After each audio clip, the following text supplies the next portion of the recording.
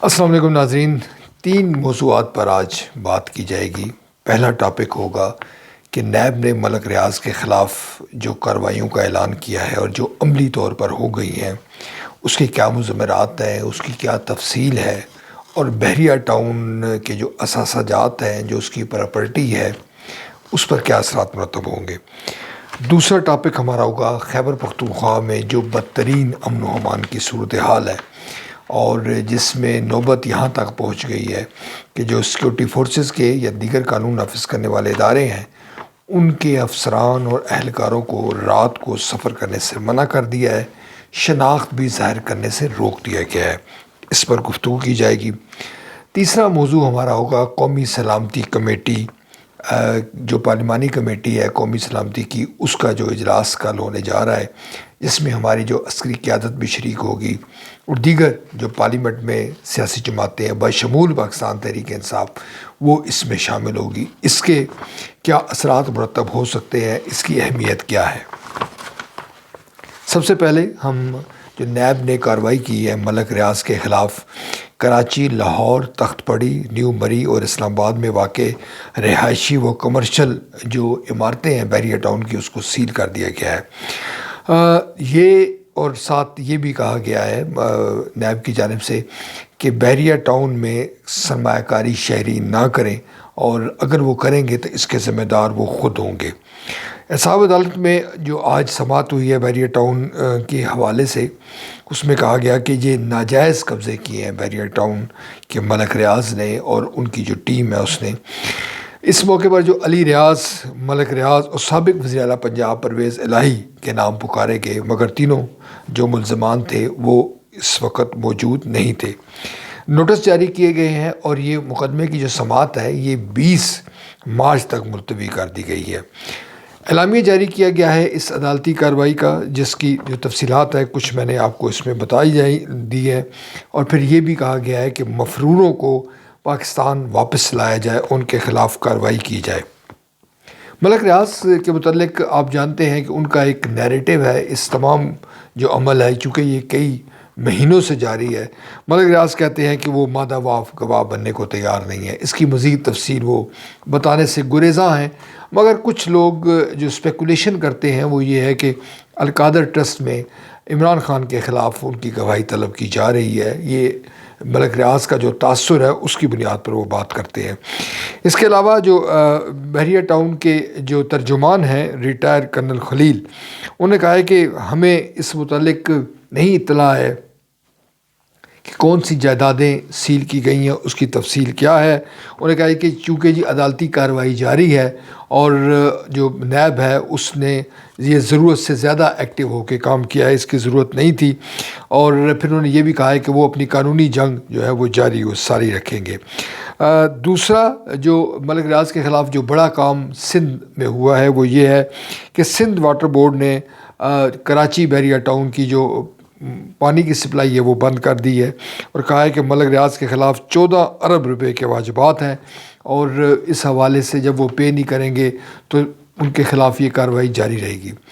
یہاں پر جو بڑا سوال ہے اور جو سوال اٹھایا جا رہا ہے وہ یہ ہے کہ جو عام شہری ہے اس کا کیا قصور ہے، یعنی کہ عام شہری نے جب وہاں پر مکانات لیے، بحریہ ٹاؤن، راولپنڈی ہو، مختلف بحریہ ٹاؤن کے جو پروجیکٹس ہیں اس میں انویسٹمنٹ کی، اس وقت اس نے حکومت کو ٹیکس بھی دیا اور تمام جو معاملات تھے وہ بھی چلتے رہے،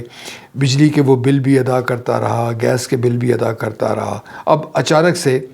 جو نیب ہے اس کو یہ یاد آیا کہ بحریہ ٹاؤن کی جو زمین ہے وہ سرکاری ہے، جو تخت پڑی کی زمین ہے، دیگر بحریہ ٹاؤن فیز 8 کی زمین ہے، کراچی کی زمین ہے، یہ ناجائز طریقے سے ہے، لہٰذا ان کے خلاف کارروائی کی جائے۔ جیسے کہ اس ویلاگ میں ہم کہتے رہتے ہیں کہ پاکستان کے جو قوانین ہیں، پاکستان کا جو انفراسٹرکچر ہے، حکومتی انفراسٹرکچر ہے، اس میں عام آدمی کے مفاد کا جو ہے اس کو تحفظ نہیں دیا جاتا۔ یہ معاملہ ایک نیا معاملہ آپ کے سامنے آ گیا ہے کہ اگر بحریہ ٹاؤن کے اندر لوگوں نے سرمایہ کاری کی ہے اور وہاں پر لوگوں نے انویسٹمنٹ کی ہے، تو کیا اس وقت کی جو حکومتیں تھیں، اس وقت کے جو ادارے تھے، اس وقت کے جو محکمے تھے، وہ اس حوالے سے کیوں کر اپنی ذمہ داریاں ادا نہیں کر سکے؟ یہ ایک بڑا سوال ہے۔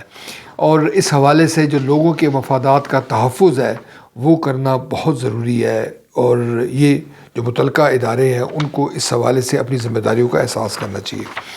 دوسرا ناظرین جو ٹاپک ہمارا، صوبائی حکومت نے جو خیبر پختونخوا کی حکومت ہے اس نے رات کے وقت قانون نافذ کرنے والے اداروں کو یہ کہا ہے کہ اہلکاروں کو اور افسران کو کہ وہ رات کو سفر نہ کریں، اپنی شناخت ظاہر نہ کریں، اور اگر وہ ایسا کریں گے تو ان کو نقصان ہو سکتا ہے۔ اس وقت جو پوزیشن ہے وہ یہ ہے کہ افغانستان سے ملکہ جو 3 اضلاع ہیں وہاں پر کرفیو کو نافذ کر دیا گیا ہے۔ شہریوں میں ناظرین خوف و ہراس ہے۔ آپ جانتے ہیں کہ قبائلی علاقوں میں خیبر پختونخوا میں قتل و غارت گری ایک طویل عرصے سے جاری ہو ساری ہے۔ اس حوالے سے ہمارے آپریشن بھی کیے گئے، ضرب عذب، رد الفساد، غرض بہت سارے آپریشن ہوئے، مگر شاید ان کے جو ممکنہ نتائج ہیں وہ عارضی نکلے اور ایک بار پھر دہشت گردی موجود ہے۔ اب آپ جانتے ہیں کہ اس کی جو جڑیں ہیں یا اس کی جو وجوہات ہیں اس پر تحریک انصاف کا ایک الگ موقف ہے، ہمارے قومی اداروں کا ایک الگ موقف ہے۔ غرض معاملہ کچھ بھی ہو، جو خیبر پختونخوا کے جو لوگ ہیں وہ سفر کر رہے ہیں، اور اس وقت صورتحال یہ ہے کہ حالیہ دنوں میں آپ جانتے ہیں کہ آئے روز قتل و غارت گری کے واقعات ہوتے ہیں، دہشت گرد نشانہ بنا رہے ہیں سیکورٹی فورسز کے لوگوں کو، اور جو کاروبار ہے جو اس وقت روزمرہ امور ہے وہ قبائلی علاقوں اور خیبر پختونخوا میں بدترین انداز میں متاثر ہوئے ہیں۔ مذہبی شخصیات کا قتل عام ہو رہا ہے، قانون نافذ کرنے والے اداروں کو نشانہ بنایا جا رہا ہے، پولیس اہلکاروں بھی ہٹ لسٹ پر ہیں، اور تمام یہ جو عمل ہے اس کے نتیجے میں جو لوگ ہیں وہ اس علاقے سے رخصت ہو رہے ہیں، دوسرے صوبوں میں منتقل ہو رہے ہیں، حتیٰ کہ دوسرے ممالک میں بھی منتقل ہو رہے ہیں۔ کاروباری سرگرمیاں نہ ہونے کے برابر ہیں۔ جو سرحدوں پر بھی ہمارے جو افغانستان اور پاکستان کی سرحد ہے اس پر بھی تناؤ ہے۔ آپ جانتے ہیں کہ پاکستان کا ایک موقف ہے کہ افغانستان کے اندر دہشت گرد موجود ہیں اور وہاں سے وہ کارروائیاں کرتے ہیں، جبکہ طالبان حکومت نے اس کی سختی کے ساتھ تردید کی ہے۔ اسی طرح بھارت بھی تردید کر چکا ہے کہ جو واقعہ ہوا ہے جعفر ایکسپریس کا، اس میں نہ تو افغانستان کی حکومت ملوث ہے اور نہ ہی بھارت کی حکومت ملوث ہے، دونوں حکومتوں کی جانب سے اس کی جو ہے وہ تردید سامنے آ گئی ہے۔ اب سوال یہ ہے کہ کیا دہشت گردوں کے خلاف جو کارروائیاں جاری ہیں وہی ہوتی رہیں یا کہ اسٹریٹجی کو چینج کیا جائے۔ بظاہر ہم یہ کہہ سکتے ہیں کہ ہماری جو قانون نافذ کرنے والے ادارے ہیں ان کی حکمت عملی وہی پرانی ہے، مگر جو دہشت گرد ہیں، جو شر پسند ہیں، انہوں نے اپنی پالیسی کو تبدیل کیا ہے۔ مثلا وہ سوشل میڈیا پر ایکٹیو ہیں، وہ ایک بیانیہ ترتیب لے رہے ہیں۔ سب سے بڑھ کر ناظرین جو اس وقت صورتحال کی جو بنیادی وجہ ہمیں دکھائی دیتی ہے وہ سیاسی عدم استحکام ہے۔ 8 فروری کے انتخابات کے بعد یہ تاثر تھا بہت سارے لوگوں کے نزدیک جو جمہوریت پسند ہے، جو جمہوریت کو سمجھتے ہیں کہ وہ مسائل کو حل کرے گی، مگر جمہوریت کی خالص شکل ہو یہ بڑا ضروری ہے۔ ان کو یہ امید تھی کہ 8 فروری کے انتخابات کے بعد ہمارے یہاں صورتحال بہتر ہو جائے گی، مگر نہیں ہوئی۔ کیوں کہ اس کی بنیادی وجہ جیسے ہمیں نظر آ رہا ہے کہ 8 فروری کے الیکشن اس طرح صاف اور شفاف نہیں ہوئے جس طرح سے ہونے چاہیے تھے۔ کوئی بھی شاید سوائے جو حکومت ہے یا اس کے کسی نہ کسی حد تک اتحادی ہیں وہ یہ کہتے ہیں کہ الیکشن صاف اور شفاف ہوئے ہیں، مگر جو اکثریت ہے، جو بین الاقوامی مبصر ہیں، وہ بھی اس حوالے سے اپنے تحفظات رکھتے ہیں۔ یوں ہمارے ہاں جو سیاسی عدم استحکام ہے اس نے دہشت گردی کو بڑھا دیا ہے اور اب اس حد تک پہنچ گئی ہے کہ شاید ہماری برداشت سے باہر ہوتی جا رہی ہے۔ اسی پس منظر میں جو ہمارا تیسرا ٹاپک ہے، جیسے میں نے آپ سے ذکر کیا تھا کہ اس قومی سلامتی کی پارلیمانی کمیٹی کا اجلاس کل ہوگا، جس میں وزیر اعظم شریک ہوں گے، جو پارٹیز کے جتنے جو رہنما ہیں، جو سربراہان ہیں، وہ بھی اس میں شریک ہوں گے، عسکری قیادت بھی شریک ہوگی، اور اس تمام صورتحال ان کیمرہ بریفنگ دی جائے گی اور بتایا جائے گا کہ دہشت گردی کا جو اس وقت افریت نے ایک دفعہ پھر سر اٹھا لیا ہے وہ کیوں ہو رہا ہے، اس میں سیکورٹی فورسز کی کیا حکمت عملی ہے، اس پر قابو کس طرح سے پایا جائے گا۔ تحریک انصاف نے بھی اس میں جانے کا اعلان کیا ہے، اور یہ خبریں سامنے آئی ہیں کہ پی ٹی آئی کا یہ کہنا تھا کہ جو بانی پی ٹی آئی ہیں ان سے ہماری بات چیت کرائی جائے، ان سے ملاقات کرائی جائے، تاکہ ہم اس کے حوالے سے جو ہے وہ رہنمائی لیں اور پھر بات چیت کریں۔ اب ملاقات ہوئی ہے کہ نہیں ہوئی، جب آخری اطلاعات ہے، جب یہ ویلاگ ریکارڈ ہو رہا ہے اس وقت تک ایسی کوئی اطلاع موجود نہیں تھی۔ یہ اب ایک بڑی ڈیبیٹ ہے اور اس پر بھی اگر مگر کی گنجائش موجود ہے کہ کیا ان کیمرہ سیشن کے بعد کوئی بہتری متوقع ہے۔ ہونا تو یہ چاہیے کہ ہماری جو سیاسی جماعتیں ہیں وہ تجاویز دیں ہمارے جو قومی اداروں کو، اور وہ تجاویز جو ہے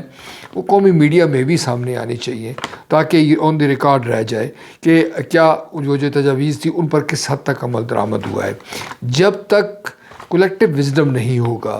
جب تک جو سیاسی جماعتیں ہیں ان کا جو ان پٹ ہے وہ اس میں شامل نہیں ہوگا، تو لگتا نہیں ہے کہ ہمارے مسائل حل ہوں۔ مثلا جو پاکستان تحریک انصاف کی حکومت ہے